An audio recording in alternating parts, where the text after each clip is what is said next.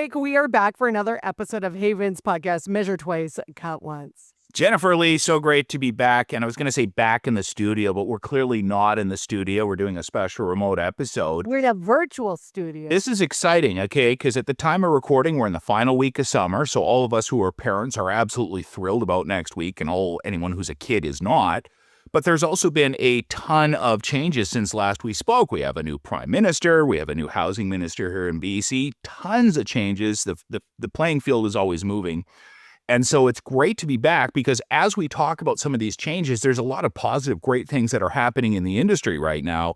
And this is going to be a fantastic conversation for that very reason. Absolutely. And I met this guy at a Christmas party for the CHBA, and he's a fun guy. His name is Mark Bernhardt of Bernhardt Contracting. Mark is at the forefront of the building scene and the BC Energy Step Code. He's even got this tool called HEET, like not like heat because I know it's hot right now outside, like HEET, like HEET, in case anyone was thinking, because I know we're all melting at the moment, but it's not heat in a house, and we're going to get him to explain that in a little bit. I thought you were referring to that Korean K-pop band from the 90s, HEET? No? I don't even know what you're talking about, but that's usually the case. Okay, because I'm old and you're not. But HEET's a really cool concept, and it's something that we're going to talk about because I think it's something that needs to be spoken about, all kidding aside. What it literally does is it helps builders and homeowners keep their cool. And that's really, really important because, as we know, this is not an easy process. Mark, it's so great to have you here. It's so nice to finally meet you in person. Why don't you kick things off and tell us a little about yourself and about your company? What do you guys do and what do you love? Yeah, thanks for having me. Happy to be here. So a little bit about us is we actually started as a home builder renovator. And that's sort of where we sunk our teeth into a lot of this stuff. And performance was always at the core. I have a Bachelor of Science degree in environmental science and graduated from the University of Calgary. And it's like every good Calgary kid, I went and worked in the oil business. And, that was fun for a little while when I was 20. But moved back to BC and started applying the same sort of methodology of impact assessments to housing. And one of the reasons we did become a home builder is because, nobody wanted to build the crazy things that I wanted to build based on the science. And so I had to become a home builder and do it myself. And now that's all good fun. But what I found is it's a lot more fun to help other people do it than do it myself. And in that way, then I don't have to talk to homeowners about tile selections and paint colors and all these things that I'm not particularly interested in, but I enjoy talking about the performance of the building and how it all works together as a system. And so now most of our team focuses on like the Energy Step Code as energy advisors or, passive house design and construction and energy modeling. That's what most of our team now does. And we're having a great time doing it. In doing so, we then moved on to build that tool you mentioned, HEET, which is actually now an employee-owned separate company that runs it. And that tool allows us to give builders and homeowners options. It has much more visual displays than your average energy model does.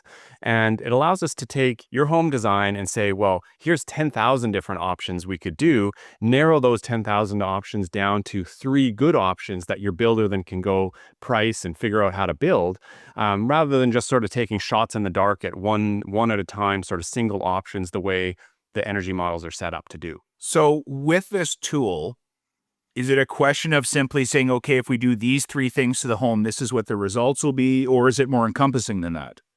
Well, exactly. I mean, we want to look at giving the best options we can. And in doing that, what we're looking at is the diminishing returns in particular. So we'll take a house and we'll look at where all the energy use is going for every different aspect of the house, whether it's the windows, the walls, the mechanical systems. And we'll look at what happens if we upgrade these systems, to whatever we can imagine.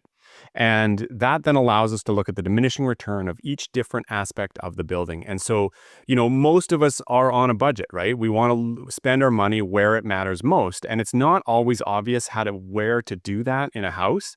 And so having that diminishing return auto-calculated for every single aspect of the house is key to making a good and cost-effective solution. And so by doing that, what we've been able to do is build houses at the top levels of the code and beyond that are actually less expensive than what most people are building today. And what does HEET stand for?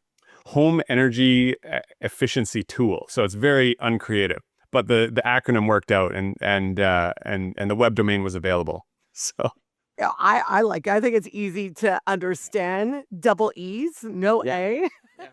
Love it.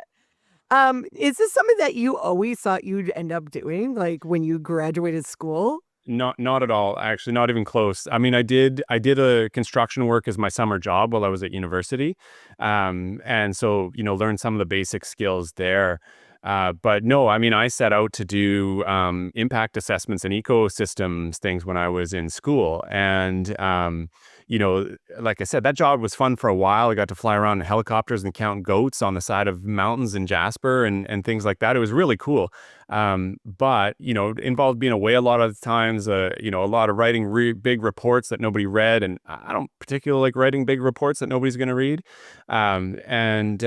So, I got a lot more satisfaction out of working with my hands and working on something that you could stand back and see. And to me, that was much more satisfying. And then, being able to pull in that science background and that ability to, optimize a building for its impact on the earth, that became, something we could pull together and do and do interesting things. When I started, building my own company, we never really, I mean, I needed a job, had young kids, needed a job for sure, but we never really set out to, pursue the high profit. That was never really a thing. I mean, maybe I'm not that good of a businessman, really, is what it means.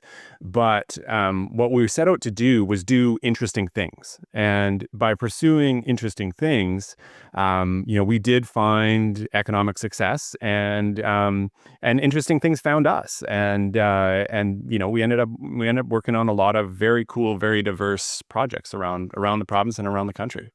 Well, and you were able to come up with HEAT because that's something that I think Mike and I have been doing this podcast for a long time, is that there's so many things that are coming out in the energy efficiency world. And it's really hard for like the average person to understand all this stuff. Like we've gone through step code multiple times. So when you're able to put it in a nice package like you've done with HEAT, it helps the homeowner understand like, oh, okay, I understand why I need this, opposed to being like, I'm so confused. There's so many things. Heat pump? What's a heat pump? Like, everyone's always asking questions like, what do I really need and what do I not need? Exactly. And that's a really good way of putting it, because the visual display is one of the key points of that tool. The ability to see it on the screen in a picture related to something else, right? So when we look at, well, should I get a heat pump or should I not? It's on a graph like a horse race. Which one is winning the horse race for your house, right? And depending on the system, that will change where that horse race comes out. And it was really sort of again, that pursuit of interesting things that allowed us to do it, because that meant we had interesting people on the team that had a diverse background. And, we were sitting around one day saying, yeah, this is really annoying that we can't do multiple runs. And, one of the teams said, well, might be able to program that. And the other one's, well, I could probably do a website about that. And pretty soon you're off building this thing. And so, that's what I would really recommend. If any other builders or people out there in business are looking for that, right, is you pursue interesting things, and interesting people and interesting things will come to you. And making it easier for the consumer. Exactly. And very much a cost saver as well, because we can do it in minutes. Like what we used to do in hours and hours looking at individual scenarios for a house. Now it's click, click, click, done. And I can do it when I'm in an online meeting with my client. So one of the things you said was a diverse team, and it's very interesting, actually, because, we talk to a lot of people who come out of, say, BCIT who are building science wonks. And then we have people who are traditional builders. And we have people like yourself who come from a very different background. And everybody's bringing different perspective to the table, which is very, very healthy, because you don't have one singular perspective. We have people from my world bringing cool technology to help as well. So it's really, really interesting. And I think it's really speaks to really the cool part of this industry, where we have so many people from so many different backgrounds with so many different skills collaborating to create great results for homeowners. And this is something that's, I'm not going to say it's a new thing, but I think we're talking about it more. And I think that's a very, very healthy thing. And I also think more people like you, I mean, let's be honest, okay, we have to build homes to a minimum standard here in BC, and there are people who will build homes to a minimum standard in BC because they look at the math. You're doing something really powerful, which is creating a business case to help quantify why it would be valuable for me as a homeowner to invest. And I think that's really great because that's pulling everyone to a more fully formed future. We're building the type of houses we really, really want to build. I have a question about this because I love the technology. Is it a bunch of sensors you use, or is it simply inputting certain data? This size window opening, this many panes, and does it take into effect or calculate things like powered shades, window coverings, smart panels, some of the things that we talk about in our world that aren't necessarily recognized by, say, hydro or some of the other measuring? A number of our buildings do have sensors in them and all the sort of fun stuff, tech that you talk about. So we have done that. Unfortunately, most of this stuff is still separate. I'd love to get to a place where our energy models, which are all just data in, we take from the plans, we take the data and we calculate, how much wall there is and how much heat loss there is expected to be through that wall. But it's not a real world calculation. At some point, I would love to be able to tie that together. There has been studies done that way, relatively small scale usually because sensors are expensive still. But someday that would be a real fun thing to do, is to have the energy model and then have a house censored to the point where we could really verify and vet that energy model and see how it worked in real life. Some of the fun things that have worked out with that energy modeling, though, and actually the house that I'm sitting in right now is one of our first very high performance buildings that we built. It's a certified passive house. It's net zero, roof covered in solar panels, that kind of thing. Very thick walls, when we first set out to build it was the first one on the island, only about the time, the second one in the whole country. And so there wasn't a lot of data available to say that this would work. And I think at the time my wife told me, well, at the very least, I'm going to get a house. If it doesn't work, whatever, it'll still be a nice house. And the funnest thing about this house is that it actually did work. It did, for the most part, match the energy model. So we've got sort of lived experience that our energy models do, in fact, reflect the real world. But there's always room for improvement there and sort of fine tuning and really interesting things around how the homeowner's lifestyle affects how that home operates. Because that is one thing we generally don't look at is, lifestyle. And lifestyle can make a massive difference in energy use. One of the sixplexes we built, we saw that where we did have sensors, and there was one suite that was way off the charts for energy use and another one that was way near the bottom. And it was simply, they're exactly the same apartment. They're simply lifestyle of the occupant. So those are sorts of things that sensors, I think, would really go a long way. And it also helping homeowners train their behaviors. And maybe they're doing things without knowing that they don't need to be doing, that are really using a lot of energy. In my experience, not very many homeowners care much about their energy bills. They love to talk about it and love to brag to their friends that theirs is maybe lower or whatever. But in terms of actually doing something in a house that would make their energy bill lower, very rare.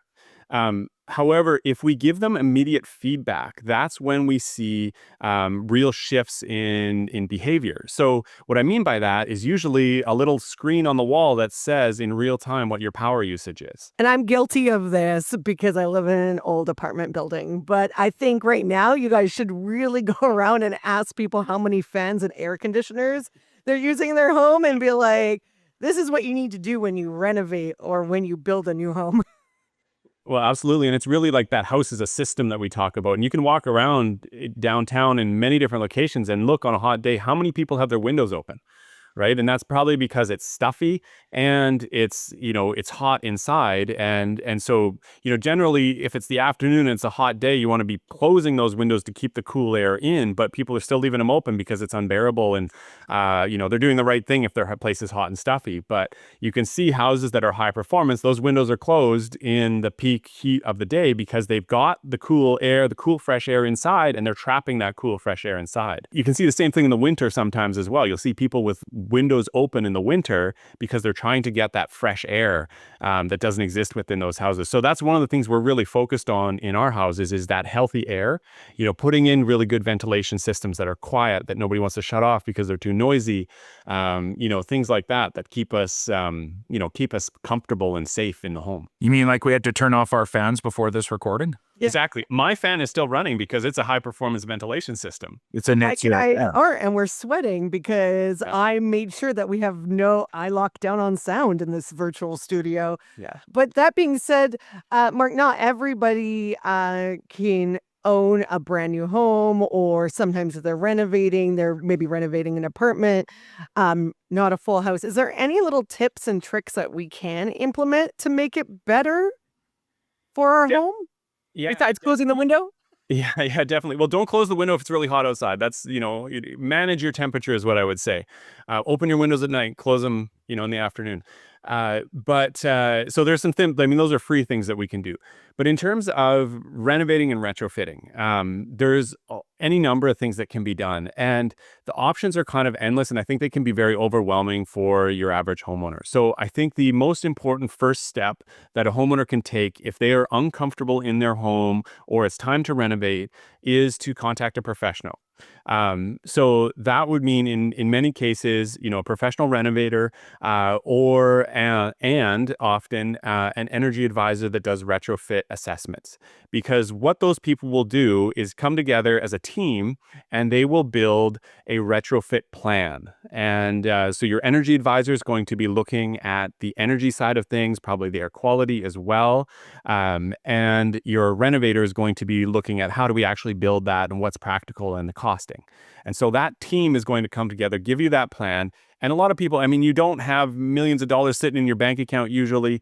And so you're not going to be able to do the whole thing at once, but it's a plan. And maybe this year we do the ventilation. Maybe next year we do the windows. The year after that, we do something else. And we keep working away at the plan so that our house becomes more comfortable and more comfortable as we go. Sounds like a great deal of education is being provided as you go through this process. And we definitely want to talk about education. But first, we have to take a couple moments to thank our fantastic sponsors. And then we're going to be back. We're going to talk a little bit more about the education process, both in terms of what you as a builder need to maintain your credibility and to maintain that high level of performance, but also what we as homeowners need to know as well. So we'll be back in 2 minutes. Measure Twice, Cut Once is grateful to our podcast partners, Fortis BC, BC Housing, and Trail Appliances.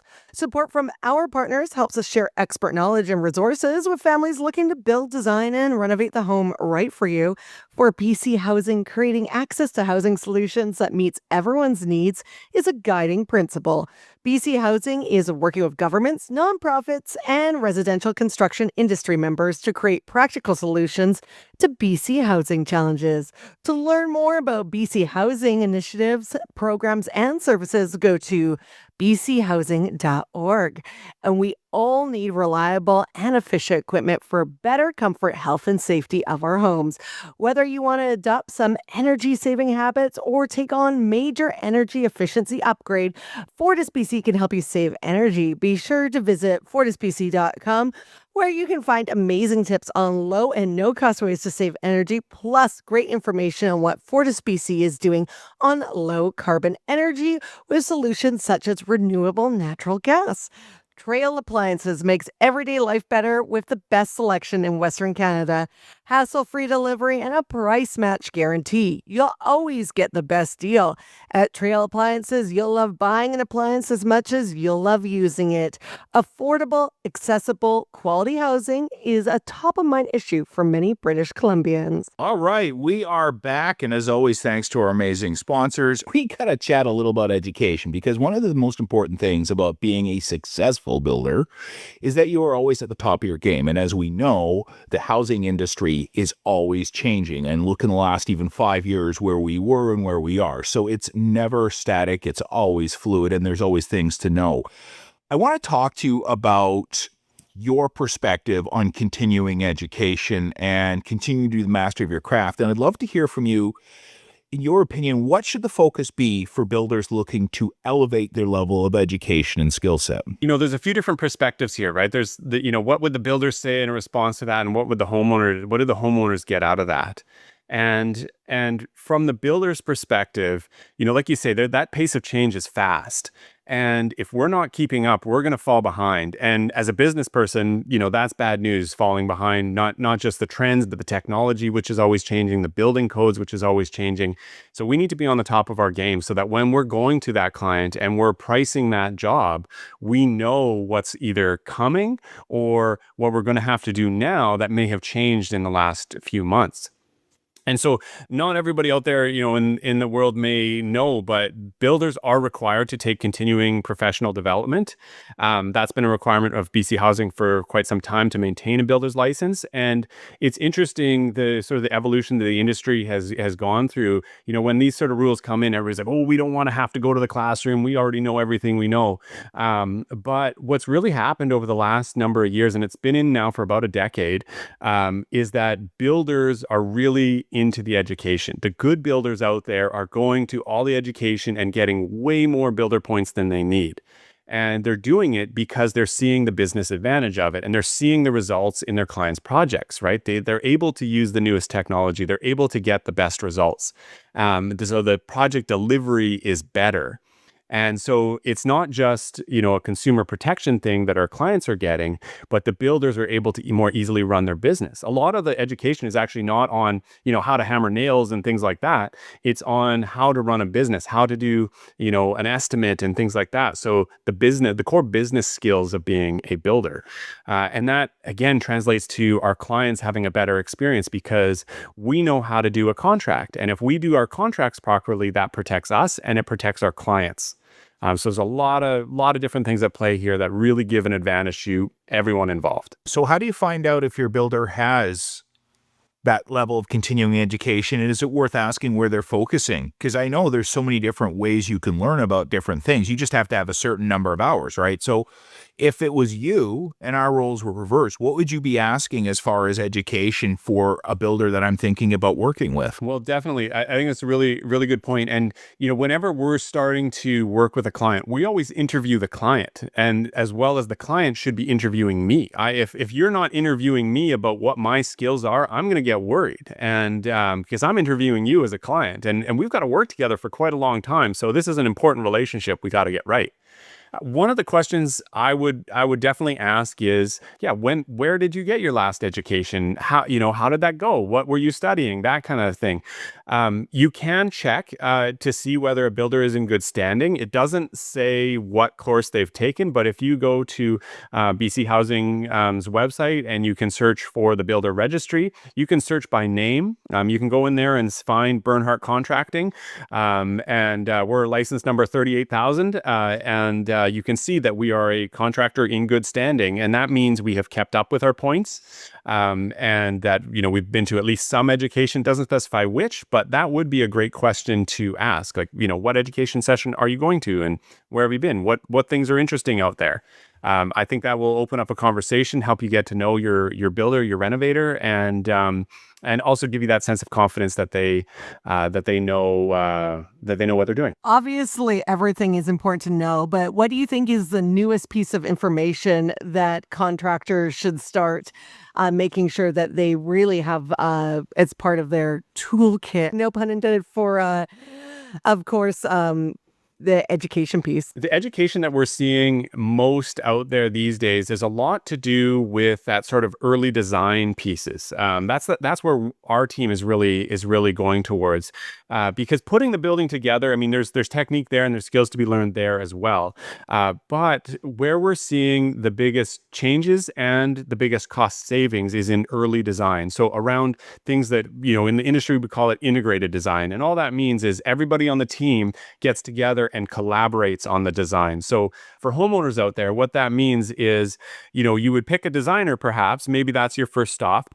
But we'd also want you to pick the rest of the team as well. So the key players like the builder, maybe the engineers as well. So everybody on the team is picked based on their reputation and their resume, rather than, going and designing a house and then saying, hey, give me a price, give me a price. It doesn't allow us to collaborate and innovate. But if we're all there at the beginning, usually it's done. It's called a design service agreement is usually how that's done for homeowners. So we have a mini design contract that allows us to collaborate on that design and get that really good, according to your budget, according to your needs.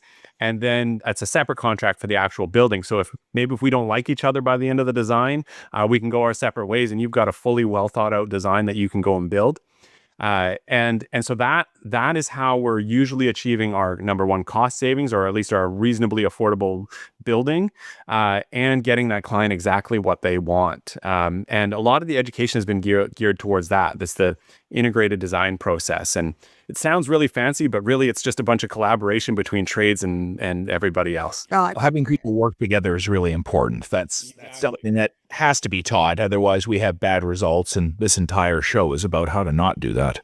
Exactly. I mean, there's also a lot of other education out there. I spend most of my time at the Canadian Home Builders Association education events. There's one coming up this fall, and there are a bunch of different forums that takes. Not everybody can get into an office, particularly if you're from a small town.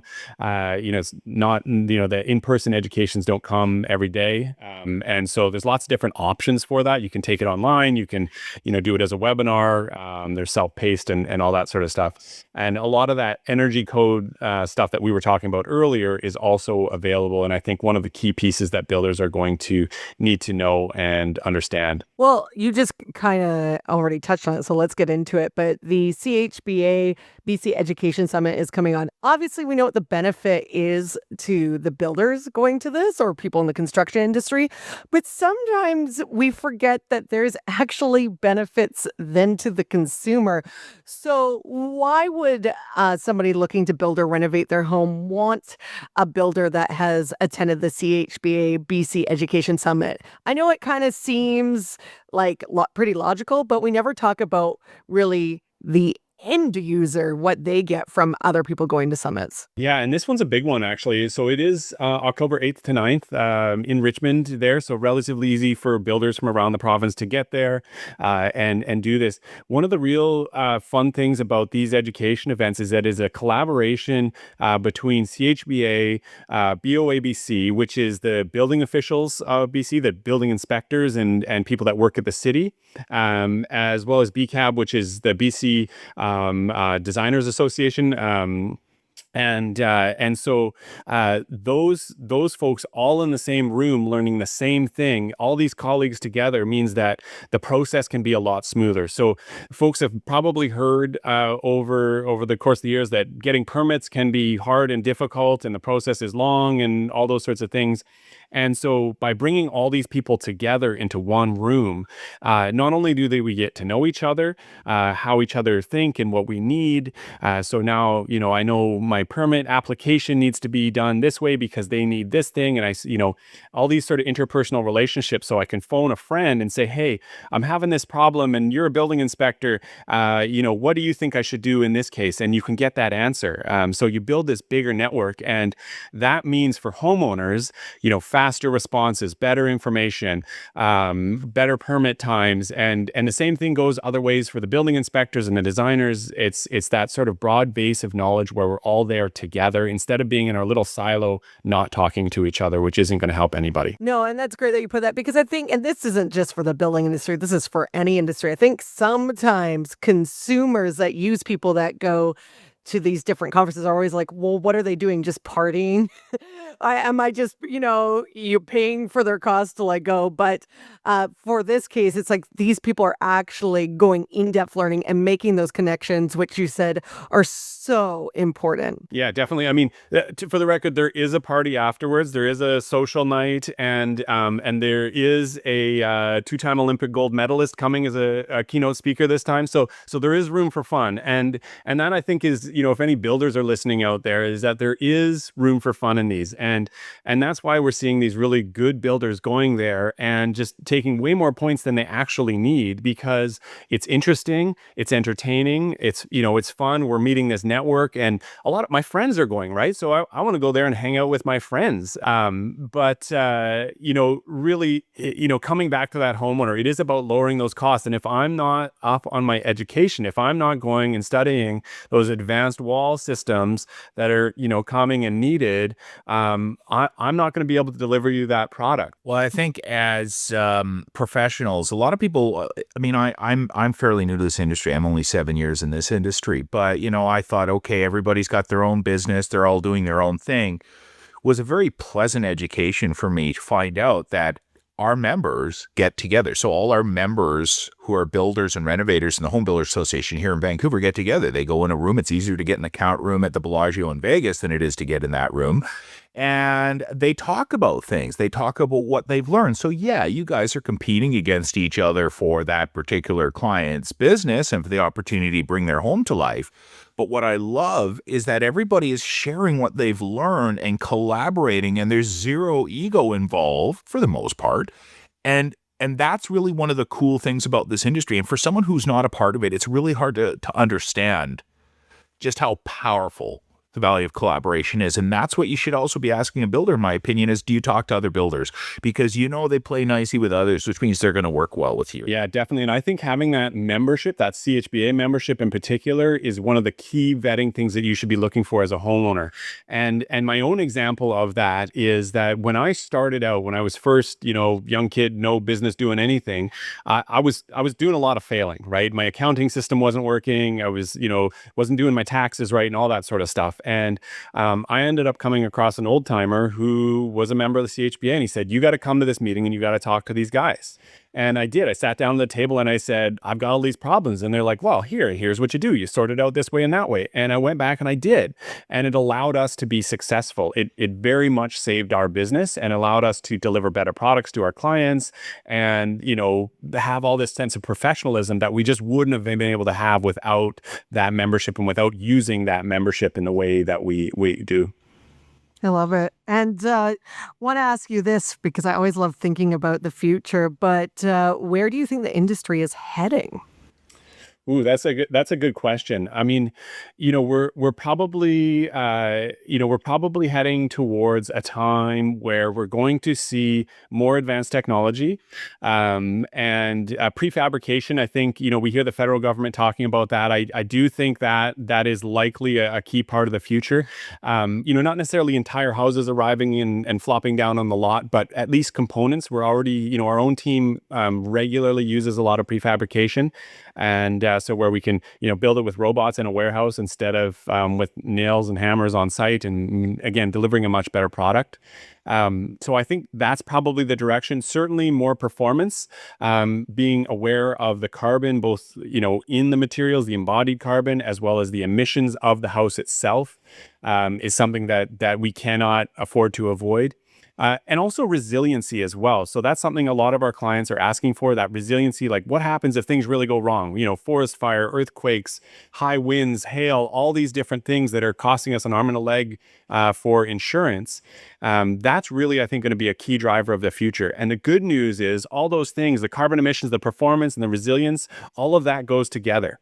And it's all kind of ends up being one issue that we can solve with many of the same solutions.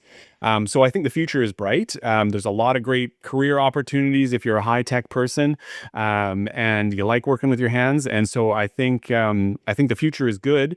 We're certainly going to see some adjustments over the next little while as we go through some political uncertainty down south and things like that. But definitely, if we're in the townhouse market, the missing middle sort of market, I think that's a good place to be right now, and lots of interesting things on the horizon. And I know we didn't discuss it, but I do think it's going to have a part in construction. We talked a little bit about robots, but I also know some companies starting to use it, but I think AI is going to also be Absolutely. as well. Yeah, absolutely. We're using AI on a regular basis in our operations. So, yeah. Yeah. Well, you know me, I love AI. Great conversation, Mark. Thank you so much. Thrilled to finally be able to get a chance to chat with you. So much information. I'm going to try to summarize it as best I can, if you can summarize all this information succinctly. I love the fact that you're looking at measurement at the forefront and leading strategy. And the reason I love that is because a lot of times I feel that people will make decisions based on dollars and cents, and they can't look at the long-term 25-year ownership prerogative. And what you're doing is you're helping quantify for them so they can make math-based decisions, not necessarily decisions based just on math. It strikes a chord close to home. Education is so important in any industry. And you always want to work with people at the forefront of education. And that ties into the summit coming up in October as well, where the best of the best, the people who are on their way up, the people at the top, they're all going to get together and collaborate. And the real beneficiary of all this is us, the homeowner, who's going to be the one building that high-performance home with experts who are helping each other. And finally, the fact that the future looks so darn bright for all of us. I mean, that you said it right there. Some of the technology, some of the stuff that's coming to bear right now in its infancy is going to radically and fundamentally reshape how we look at building homes and living in homes. What an exciting time to be in this industry. And before we go, Mark, I know you gave us so many great tips, but if you could give the homeowner one more tip before we go, what would it be? Collaborate. I think that's maybe, if I could use like one word to summarize what will help you in your renovation or your build, it is collaborate, and make sure that your whole team is doing it as well. We need, nobody can be an expert in all things. And so we need to pull in expertise, and we need to listen to that expertise. So that'd be my one word summary, is collaborate on your next project. Well, one of our favorite parts of this episode is to give away a barbecue. And it's easy. All you have to do is listen to this episode. And if you've made it this far, you have. Share with your family and friends. Heck, you see someone on public transit, look them in the eye and say, have you checked out Measure Twice? Cut Once yet? And if they haven't, send them a link. Once you've done all of that, you can enter for a chance to win a Napoleon Prestige P500 stainless steel natural gas barbecue valued over $1,600, compliments of our awesome podcast partners at Fortis BC. All you have to do, in addition to the aforementioned activities, is go to havan.ca/measure twice, cut once. That's it for today's episode of Measure Twice, Cut Once. Thanks to Mark Bernhardt for sharing his insights on builder education and the HEET tool. And just a friendly reminder, HAVAN, the Home Builders Association of Vancouver, is proudly part of CHBA BC and CHBA National. That means our members and our homeowners that they work with benefit from the advocacy, education, and resources we talked about at every level, including today with Mark. For links and resources from today's show, visit havan.ca/measure twice, cut once. And thank you to our podcast partners, Trail Appliances, Fortis BC, BC Housing, Ramey Films, JPod Creations, and AI Technology and Designs. And remember, it takes a team to build a home and to bring you this podcast. So thanks for listening, and we'll see you next week on Measure Twice, Cut Once.